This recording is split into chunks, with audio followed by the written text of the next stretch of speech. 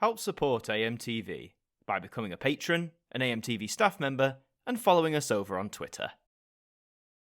Hi there guys, it's Adam Martyn here, and welcome back to another video, and today it's a double whammy for the BBC at the moment. There's been two bits of news that have been floating around regarding the corporation, one of which involves one of its most well-known and highest paid presenters stepping back, but also reports that the BBC wants to introduce a sort of Amazon Fire Stick kind of device that will incorporate Freely, which of course is intended to be the successor for Freeview and to prepare everyone for the switch over to IP-based or internet provider-based television. So there's lots to cover today. I think we'll start with the Fire Stick alternative. So the basic premise is this: BBC plots major Amazon Fire Stick rival filled with free TV channels to succeed Freeview that's even easier to use. I'll believe that when I see it. So the BBC top boss has hinted that a Fire Stick rival loaded with free TV channels could launch in the future. Public service broadcasters are battling to keep up with streaming giants like Netflix and Prime that have contributed towards a fall in traditional linear TV viewing habits. I feel like that's, a no-brainer to everybody. We've all been harping on about this for years now, and it is absolutely true. So maybe an idea like this is the right one or a decent one, but you could immediately say, is it too little too late? Freeview's successor, which is Freely, was launched last year as a way for telly lovers to beam their channels into homes via the internet instead of an aerial. It also acts as a gateway to free streaming services like iPlayer and ITVX all in one place. So far, Freely has only been made available in new TVs that you can buy, as opposed to a box or streaming stick that plugs into your existing set. That's right, only TVs sort of made from last year onwards will have Freely capabilities. All your old TVs will not have that capability, and as far as I'm aware, you can't just it's not like a software thing. You can't just download Freeview or Freely, you can't just download Freely to your TV. You have to get a new TV that has it equipped, which many have argued is a bit of a misstep because, a lot of people cashes tight right now. To splash out on a new TV definitely seems like a luxury. Of course, there are going to be some people who will naturally upgrade TV, as we all do from time to time, but having to purchase one outright to get this new thing, if you're just going off that model with it built in new TVs, that's going to take some time. However, BBC Director General Tim Davie has revealed that it could change.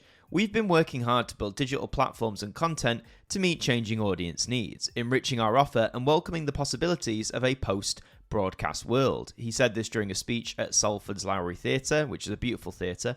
We want to double down on Freely as a universal free service to deliver live TV over broadband, and we are considering a streaming media device with Freely capabilities built in, with a radically simplified user interface specifically designed to help those yet to benefit from IP services. And the BBC, along with ITV, Channel 4 and 5, own Everyone TV, which is the company that operates Freeview, Freely and FreeSat.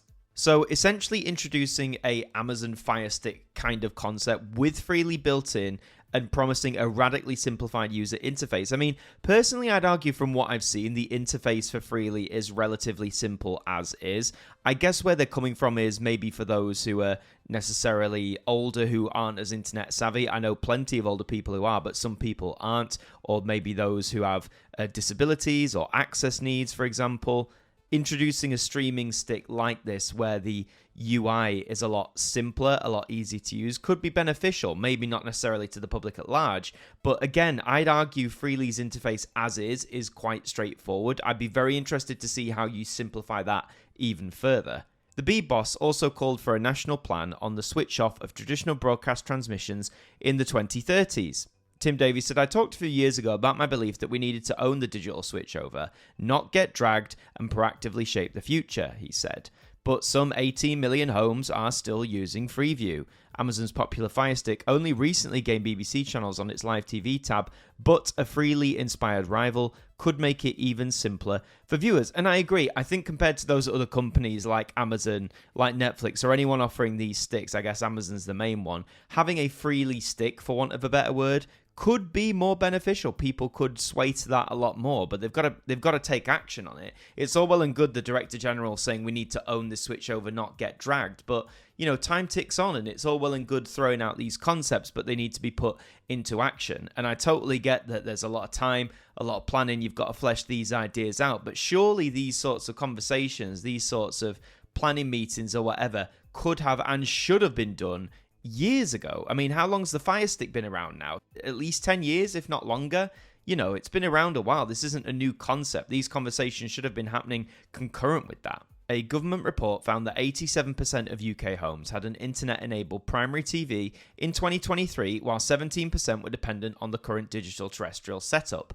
However, it also predicts that around 1.5 million homes could still rely on an aerial to watch TV by 2040 without intervention. And this is something we've sort of warned about before in all the talks of switching over to IP-based TV. The infrastructure needs to be there first and foremost. If, you know, the vast majority, like 98-99% of the country doesn't have strong, reliable broadband or fiber or whatever it is, then the switchover is going to leave some people left in the dark, essentially. And that number, 1.5 million homes that could still rely on an aerial to watch TV by 2040, that is well past the supposed, you know, terrestrial switch off, as they've been calling it, which is due to take place sometime in the mid-2030s, I believe. But it is interesting to see that from the report, 87% of UK homes had an internet-enabled primary TV. So people do have TVs that are internet capable, but again, as that earlier figure said, there are nearly, 18 million people who still use Freeview as the main thing as opposed to Freely. Now, partly that, again, people need to get new TVs, so that number might change and sway, but I think, again, enabling the Freely software on something like a streaming stick is going to make that transition happen a lot faster. And if you're really going to commit to that mid-2030s terrestrial switch-off date, it needs to happen a lot faster. Of course, with any sort of streaming stick, it is susceptible to piracy and stuff like that. We've seen that ad nauseum with various companies, various knockoff sticks that have gotten people into trouble and whatnot. But I do think this overall idea, if you want to call it that, this plan for a streaming stick is ultimately the right direction, but maybe one that has come too little too late. But now on to the other main bit of news regarding the BBC, and that is surrounding, of course, Gary Lineker. We start this hour with breaking news from here at the BBC, actually. The BBC announcing that Gary Lineker will be leaving the corporation now, sooner than originally planned. Gary Lineker, if you don't know, is the highest paid presenter over at the BBC. He's also one of the most well-known faces. He has fronted the coverage of the BBC's main football programme, Match of the Day, since 1999. He's been doing it for a quarter of a century now, and he's often been praised for his coverage, his manner on screen, how he transitioned well from actually being a footballer into a presenter. He's highly regarded up there, but as you may have heard in the news, he's going to leave the BBC sooner than planned after a row about anti-Semitism. One thing you've got to know about Gary Lineker, he has always sort of spoken his mind when it comes to things like politics or world events. Despite working for the BBC, where you're encouraged to be impartial, mirror the corporation, Gary Lineker has always tried to speak his mind on such things. That has landed him in trouble before, but let's get into the nitty-gritty of what's happened here. So he's confirmed he's going to leave the BBC after presenting his final episode of Match of the Day on Sunday.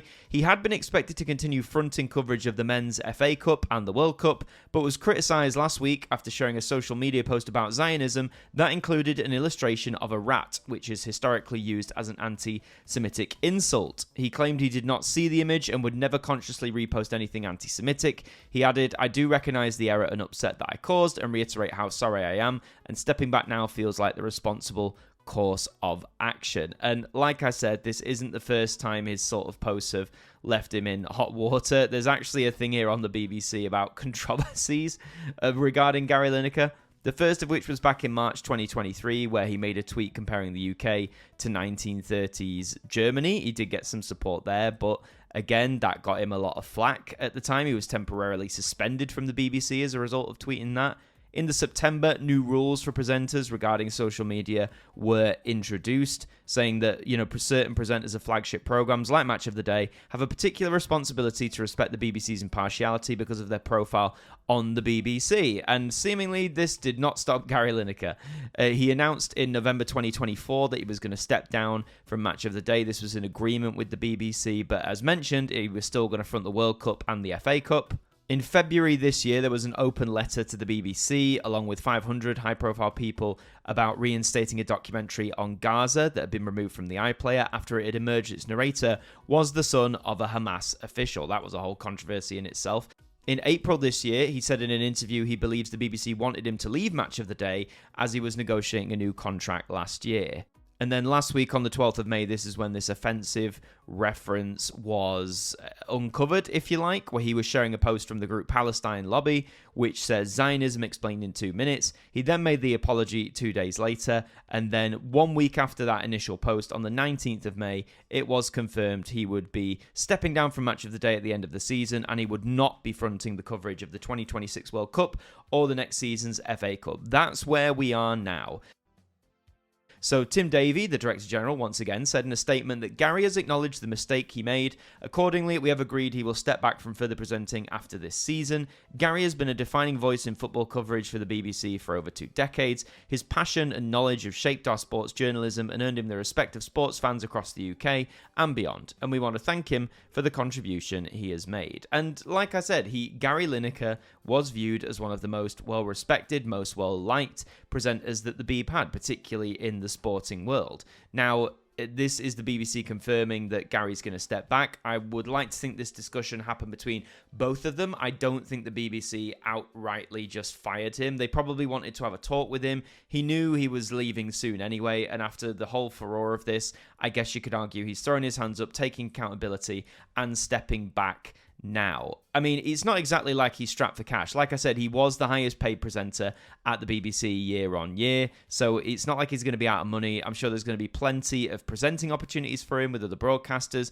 plenty of business opportunities as well. From Gary himself, he said, "Football's been at the heart of my life for as long as I can remember, both on the pitch and in the studio. I deeply care about the game and about the work I've done with the BBC over many years. As I've said, I would never consciously repost anything anti-Semitic. It goes against everything I stand for. However, I recognise the error and upset that I've caused and reiterate how sorry I am, and stepping back now feels like the responsible course of action." There is more from him where he basically acknowledges that he didn't see the supposed emoji that had the awful connotations, and that he stands against all forms of racism, including anti-Semitism and all sorts of stuff like that. So I think you can tell he's being genuine about this apology. I think regarding his social media posting, in a way, that he always tread a difficult line. I mean, here, Roger Mosey, who was the former director of BBC Sport and the ex-head of BBC Television News, told Radio 4's Today programme on Monday he believed the difficulty was you can't both be the highest paid presenter and be a social media activist, at least for the BBC. I think it's always been a problem that allowing Gary to do the amount of social media he did and also be the BBC's highest paid presenter was never going to be easy. So, I mean, that's the end of the era of Gary Lineker at the BBC. It ended very abruptly. I think we can all agree there. And, you know, there's this whole debate about what BBC stars or presenters, you know, of these flagship programs should be allowed to put on social media. You know, I guess the BBC would say you could put all views of my own, you know, they do not represent the BBC, all they want, but at the end of the day, people associate them with the BBC, with those programs. Obviously, in this case, Gary made a mistake. He acknowledges that as much. It was a post that, again, as he said, had awful connotations to anti-Semitism with the use of the rat and stuff like that. But it's just very unceremonious for Gary. You know, such a long, proud career at the BBC, hosting its flagship sports programme, and now that's all come to an end. It's just another, even though this has been handled less explosively compared to other presenters' exits, you could still argue this is a bit of a blow to the BBC generally. They're losing one of their flagship presenters here. There's some massive shoes to fill. I am wondering who's going to fill those shoes. I'm sure we'll find out in the coming days, weeks, months, years, etc. But those are the two main bits of BBC-related news that I wanted to talk about today. If you enjoyed this video, leave a like on it. Let me know your thoughts down in the comments below as well. Thank you for all your lovely words of support, by the way, recently regarding the video I made claiming I was burnt out. I am trying to take more time between videos, and I'm very humbled that you stick around and you come back and watch when I do post. So thank you very much for that. So leave your comments down below. Also subscribe to the channel. We'd love to have you aboard here with us. In the meantime, I've been Adam Martyn from AMTV. Thank you for joining me, and I'll see you next time. Thank you to our patrons for helping to support the show, and a special thank you to Makra, Sean Knock, Dord Khan, AJ Mac 200017, Deck, Jen, Traffy, Evan Hart 42 Radio, Tim Ripley, Mr. Eurovision 1986, Marnanel Thurman, 40-something Manchild, Jerry Ralph, John McLeod, James Wallace, Ben, Stephen Oliver, Shadowfiend 180X, Swan Ronson, Adam Gamer, Sir Fonzie Daz, Seraphic Euphoria, Real Random, Matthew Elliff, Pigeon's House, Shah H, Robert Oliphant, Dave Batten, and Real Team Foxy Plays are AMTV staff members.